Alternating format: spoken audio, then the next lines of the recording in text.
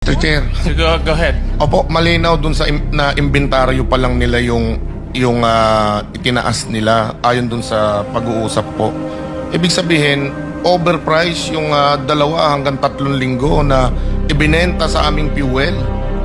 I-refund nila yung 100 to 120% na itinaas dito kung inventaryo pa yung ibinebenta.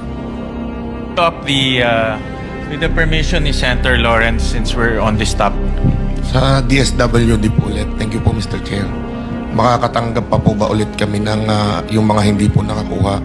Pero, Mr. Chair, balikan ko lang po kanina yung kay Yusek Wimpy. Maganda po yun eh. Doon sa oil deregulation law, yung mga malalaking negosyante ng langis, walang ceiling o sky's the limit yung pagtaas ng produktong petrolyo. Walang pangil ang presidente, walang pangil yung batas para pigilan niya ito. Pero yung pamasahe ng pobreng tsuper, nire-regulate piso. Hindi pa nai-implement, sinuspend na. Hindi ko naman po sinisisi ang ating Pangulo. Gusto ko lamang pong tignan yung difference ng dalawang batas.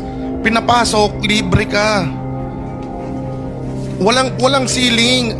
Sky's the limit yung tubo.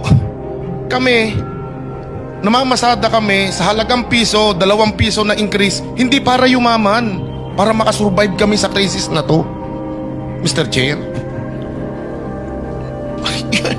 Sana ho, dapat na pong ma-abolish itong oil deregulation law po na ito. Walang saysay. Baka one step at a time, matatanggal po ito. May masusolusyonan po tayo malaki. Sana po yun yung makita natin na isa pa, nakakaangkat tayo, nakakasurvive dun sa gyera, sa gitnang silangan. Pero pagdating dito, daig pa natin yung binagsakan ng bomba sa taas po ng presyo ng mga petrolyo.